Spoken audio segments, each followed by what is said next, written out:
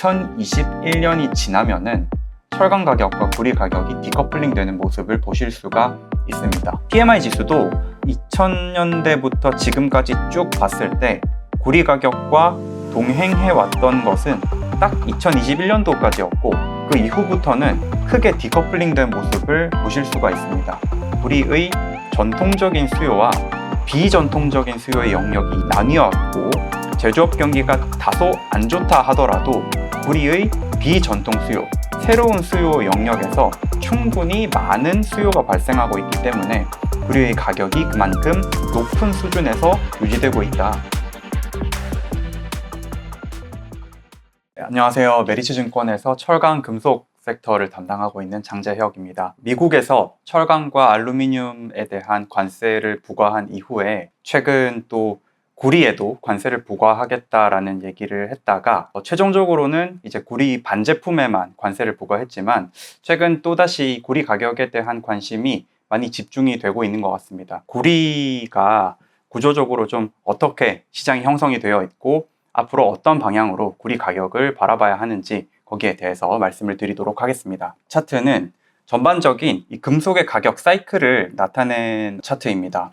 크게 이제 4개의 국면을 보실 수가 있는데 초과 수요의 국면이죠. 수요가 가파르게 올라가지만 기존에 있는 생산자들이 충분히 공급을 해주지 못하게 됩니다. 그래서 가격이 이제 올라가는 시기라고 볼 수가 있고 2번과 3번 국면을 보시면 기존 업체가 아니라 새로운 업체들도 공급을 하기 시작해서 공급이 올라오고 초과 공급이 발생하기까지 가격이 내려가는 국면입니다. 그러다가 초과 공급이 해소가 되는 시점부터 다시 가격이 바닥을 찍고 올라가는 이렇게 길게 보면 하나의 사이클을 형성을 하고 있는데 저는 개인적으로는 구리가 아직도 1번 이 초과 수요의 국면에 위치해 있다라고 생각을 하고 2, 3년 내로 이 가격의 정점을 향해서 계속 우상향할 수 있다라고 생각을 하고 있습니다. 우선 이 금속이라는 것의 가격이 올라가기 위해서는 보편적인 특징들이 있습니다. 이 가격을 장기적으로 봤을 때 이 가격 상승 요인은 크게는 이제 희소성 그리고 수급 불균형 마지막으로는 이 경제 성장과 기술 발전으로 인해서 구조적으로 어떤 수요 자체가 레벨업 되는 그런 요인으로 볼 수가 있습니다. 이 구리 같은 경우에는 전기를 사용하면서 구리 사용량이 많아졌던 역사가 있기 때문에 최근 인공지능, 데이터 센터 이런 것들로부터 전력 수요가 증가하면서 구리 수요 또한 증가하고 있다. 이렇게 이해를 해주시면 될 것 같습니다. 전반적으로 우리가 전력 수요에 대해서 제가 또 잠깐만 말씀을 드리면은 글로벌리 인류가 사용해왔던 전체 에너지의 양입니다. 1900년대에는 증기기관이 도입이 되면서 석탄 수요가 올라가기 시작했었고 1900년대 중반, 1950년, 1960년대 되고 나서는 가스 터빈이 발명이 되면서 가스 터빈이 상용화되고 가스 수요가 올라갔죠. 동시에 내연기관이 발명되면서 석유 수요도 올라가게 됩니다. 전반적으로 저희가 쓰고 있는 이 에너지의 총량은 지금 매우 가파르게 우상향하고 있는 국면입니다. 막대로 표기되어 있는 게 전기를 얼만큼 만들어냈느냐입니다. 그리고 선 차트로 되어 있는 부분은 이전에 보셨던 이 총 에너지의 양 중 몇 퍼센트를 우리가 전기의 형태로 쓰고 있느냐를 나타내는 거죠. 그러니까 지금 에너지의 전체 사용량 또한 올라가고 있지만 그 중에 전기의 형태로 쓰고 있는 사용량 또한 올라가고 있다. 그래서 저희가 전력 수요는 앞으로 올라갈 수밖에 없다 얘기할 수 있는 근거가 되고 있습니다. 그런데 1인당 전력을 얼만큼 만들어냈느냐와 1인당 구리를 얼만큼 사용했느냐의 지표를 봤을 때 꽤 장기간 동안 현재까지 최근까지도 동행해왔던 모습을 볼 수가 있습니다. 그래서 구리의 수요는 전력 수요와 동행한다라고 했을 때 구조적으로 저희는 전력 수요의 급증을 앞두고 있는 만큼 구리 수요도 급증할 것이다 라고 예측을 할 수가 있는 것이죠. 닥터 코퍼라고 해서 글로벌 경기와 구리 수요가 어느 정도 동행해 왔었다 또는 제조업 경기와 구리 수요가 동행해 왔었다 이런 얘기들을 많이 들어보셨을 겁니다. 그런데 이러한 현상이 2020년도, 2021년도 지나면서 코로나를 기점으로 해서 전후로 조금 나뉘는 것 같습니다. 지금 보시고 있는 차트는 중국의 철강 가격과 구리 가격을 길게 같이 한번 그려본 차트인데, 신기하게도 2021년이 지나면은 철강 가격과 구리 가격이 디커플링 되는 모습을 보실 수가 있습니다. 무언가 철강과 구리의 가격에는 동일하게 영향을 미치던 변수가 있었는데 그게 작동하지 않는다라는 거죠. 중국과 미국의 제조업 경기 지표를 나타내는 지수입니다. PMI 지수도 2000년대부터 지금까지 쭉 봤을 때 구리 가격과 동행해 왔던 것은 딱 2021년도까지였고 그 이후부터는 크게 디커플링 된 모습을 보실 수가 있습니다. 저는 개인적으로 이러한 현상이 구리의 전통적인 수요와 비전통적인 수요의 영역이 나뉘었고, 제조업 경기가 다소 안 좋다 하더라도 구리의 비전통 수요, 새로운 수요 영역에서 충분히 많은 수요가 발생하고 있기 때문에 구리의 가격이 그만큼 높은 수준에서 유지되고 있다, 이렇게 이해를 하고 있습니다. 그러면 구리의 새로운 수요란 어떤 것인가? 다들 잘 아시는 것처럼 구리는 자동차 또는 태양광 발전 또는 전력망, 전선 이런 것들에 많이 들어갑니다. 제일 큰 수요의 영역들을 크게 세 가지로만 나누어 본다면은 전기차와 신재생에너지 그리고 전력망을 들 수가 있습니다. 전기차 같은 경우에는 기존에 저희가 내연기관 자동차에서 구리 수요를 대당 얼만큼 발생시키나를 봤을 때 대당 22kg 정도가 발생했는데, 전기차 같은 경우에는 53kg가 필요합니다. 기존보다 2배 이상 높은 수치이죠. 거기다가 전기차는 매년 기존 내연기관 차보다 조금씩 더 팔리고 있습니다. 이를 반영한다면은 구리의 수요가 2020년도 대비해서 2030년도에는 기존의 자동차에 사용하던 구리 수요보다 약 1.5배 정도 높아질 것이다 라고 예상을 할 수가 있고, 또 한 가지 가장 오른쪽 차트를 보시면은 태양광 발전에 필요한 구리의 양입니다.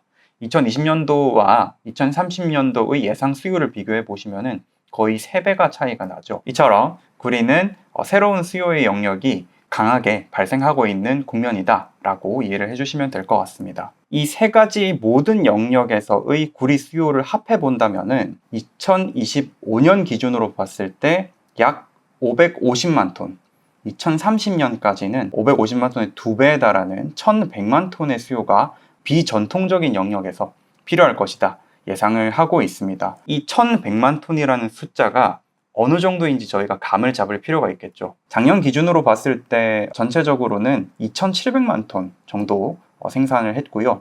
그리고 2700만 톤 정도의 수요가 발생했었습니다. 생산량과 수요량은 2700만 톤 중반 수준이었지만 초과 공급 또는 초과 수요의 부분은 사실 매우 작은 영역입니다. 가장 오른쪽에 보이시는 이 초과 공급 차트가 어느 정도의 구리 초과 공급이 예상되었었나, 보통은 50만 톤 내의 범위입니다. 그래서 2700만 톤 중 아까 말씀드렸던 이 1100만 톤의 구리 수요는 사실 절대 적은 부분이라고 할 수 없다. 그리고 이를 충분히 충족시킬 수 있을 만큼 새로운 생산이 필요하다, 이렇게 예상을 할 수 있을 것 같습니다. 그렇다면은 공급 측면에서 좀 바라봐야 할 것 같습니다. 사실 구리 공급 제한 또는 리드 타임이 길다, 공급에는 여러 가지 제한 요인이 있다, 이런 얘기들이 많이 나오고 있는데, 보통 구리 같은 경우는 리드 타임이 긴 광물에 속합니다.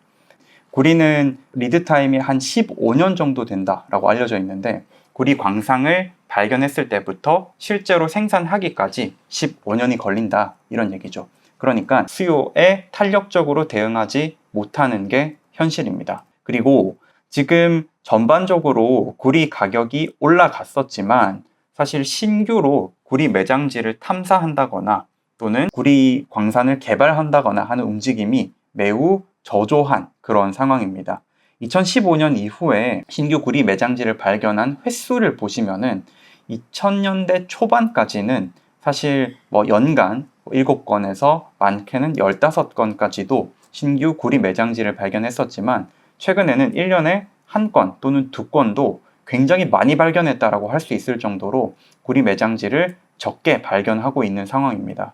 전반적으로 구리 광석의 등급도 하락하고 있습니다. 저희가 등급이라고 한다면은 톤당 어느 정도의 구리가 순수하게 함유되어 있는가, 이런 걸로 볼 수가 있는데 2010년도부터 현재까지 이 구리 광석 등급의 추이를 봐주시면은 너나 할 것 없이 모든 지역에서 내려가고 있다, 이렇게 보실 수가 있고, 이 말은 톤당 생산 비용이 어느 정도에 드는가, 즉 캐시 코스트가 2000년대부터 지금까지 계속해서 지속적으로 올라오고 있는 것을 보실 수가 있습니다. 단위 중량당 구리 함유량이 낮기 때문에 동일한 양의 구리를 생산하기 위해서는 더 많은 광석을 캐야 되는 그런 현상 때문인 거죠. 글로벌 구리 업체들의 캐펙스 규모 또한 사실 낮아지고 있습니다. 유의미한 수익성을 낼 수 있는 구리 광상을 찾기가 어려운 상황이기 때문에 적극적으로 캐펙스를 집행하고 있지 않는 것이죠.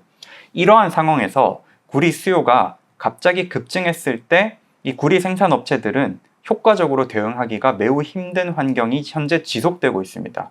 그래서 수요 급증을 대비하기 위해서는 생산량이 늘어나야 하지만 지금 품위도 낮아져 있고 그리고 비용도 올라가 있는 상황이라서 녹록지 않은 현실이다, 이렇게 이해를 할 수 있을 것 같습니다. 재련수수료는 광산업체가 재련소에게 이 원재료인 정광을 판매할 때 지급하는 수수료입니다. 사실 개념이 조금 어렵기 때문에 단순히 이 재련수수료라는 것은 재련업체가 원재료를 구매할 때 할인받는 금액이라고 생각하시면 좋습니다. 그래서 이 재련수수료가 올라갔다라는 것은 광산업체들이 판매 가격을 내렸다, 또는 재련수수료가 내려갔다라는 것은 광산업체들이 판매 가격을 올렸다라고 이해하면 되는데, 재련수수료는 매우 빠른 속도로 밑으로 곤두박질을 치고 있는 그런 상황이고, 중장기적으로 봤을 때 재련수수료와 구리 가격은 반대 방향으로 움직이는 것을 확인할 수가 있습니다. 즉, 재련수수료가 낮다라는 것은 광산업체들이 높은 가격에 지금 원재료를 판매하고 있다라는 말이고, 이는 광산업체들이 갑질을 하고 있다, 이렇게 해석할 수 있습니다. 즉, 매우 심각한 공급 부족 상황이 계속해서 지속되고 오히려 심화되는 환경이다, 이렇게 이해를 할 수 있을 것 같습니다. 재련수수료라는 것을 매년 광산업체들과 재련소들이 협상을 합니다. 그런데 지난 20년간 이 재련소와 광산업체가 협상을 했을 때 전년보다 가격을 낮게 협상했을 때도 있고 높게 협상을 했을 때도 있습니다. 그런데 최근 재련수수료가 매우 빠르게 낮아지고 있다 보니까 계속해서 낮게 협상을 하고 있는 국면이고, 재련수수료가 낮아지면 구리 가격은 올라가기 마련입니다. 역사적으로 최근 20년간 재련수수료가 낮아졌을 때 구리 가격은 올라갔던 적이 훨씬 많았기 때문에 내년까지도 충분히 구리 가격은 올라갈 것이다, 이렇게 예상하는 게 좀 합리적인 전망이라고 생각을 하고 있습니다. 구리 관세를 미국에서 부과를 하겠다라고 예고를 한 뒤에 실제로는 구리 반제품에다가 관세를 부과했습니다. 조금 더 이 내용을 자세히 살펴보자라고 한다면은 구리 반제품과 구리로부터 파생된 제품들에다가 50%의 관세를 부과한 것입니다. 그리고 구리 재료 또는 구리 전기동, 구리 그 자체에 대해서는 아직은 관세를 부과하지 않았고 단계적으로 관세 부과를 고려해 보겠다라고 얘기를 한 상황입니다. 그러니까 사실 가장 중요한 이 전기동, 정제구리에 대한 관세는 미정인 상태로 남겨놔서 사실 약간은 불확실성이 아직 존재하고 있다, 이렇게 볼 수 있습니다. 하지만 시장 반응을 보시면은 글로벌 표준 가격인 LME 거래소에서는 발표 직후에 3% 정도 하락했다가 현재는 가격이 조금 견조한 상황을 유지하고 있고, 미국 내에서는 구리 관세를 예상하고 올라있던 프리미엄이 모두 해소가 되면서 글로벌 가격과 다시 동일하게 형성이 되었습니다. 그래서 관세 부과 이벤트가 실질적으로 구리 가격에 영향을 준 점은 크지는 않다, 이렇게 볼 수가 있고, 단기적으로 사실 구리 관세가 부과될 경우에 미국 내수에서는 또 수요 부족으로 인한 단기적인 가격 하락, 그리고 미국 외부 지역을 봤을 때는 미국 가격이 비싸기 때문에 미국으로 들어가려던 구리 물량이 다시 다른 곳으로 우회되어 공급되는 과잉 공급 현상이 발생할 것이라는 우려에 또 가격이 내리지 않을까, 이런 걱정들이 있었는데 지금 구리 자체에는 관세를 부과하지 않았기 때문에 조금 단기적인 가격 하락 우려가 오히려 해소될 수 있는 기회였다, 라고 저는 생각을 하고 있고, 미국의 내부적으로는 반제품 재고, 전선이나 변압기 이런 재고를 보유한 업체들이나 또는 미국 내수에서 생산 설비를 보유한 업체들은 조금 가격이 높아져 있기 때문에 수혜를 볼 수 있을 것이다, 이렇게 보고, 관세로 지금 미국 내 가격은 상승한 반면에 원재료인 구리는 다시 가격이 저렴해진 그런 상태입니다. 그래서 현지에서 구리를 생산하는 또는 현지에서 구리 제품을 생산하는 업체들은 수혜를 받을 수 있을 것이다, 이렇게 생각하기 때문에 주로 전선이나 구리 가공업체들, 특히 미국 내수 전선 또는 구리 가공업체들이 매우 유리한 상황에 놓여 있다, 이렇게 이해를 할 수 있을 것 같습니다. 그래서 구리에 대해서 크게 구조적인 수요와 그리고 공급 측면, 그리고 최근 미국 관세 이슈까지 다뤄봤고요. 여기서 마무리 드리도록 하겠습니다. 감사합니다.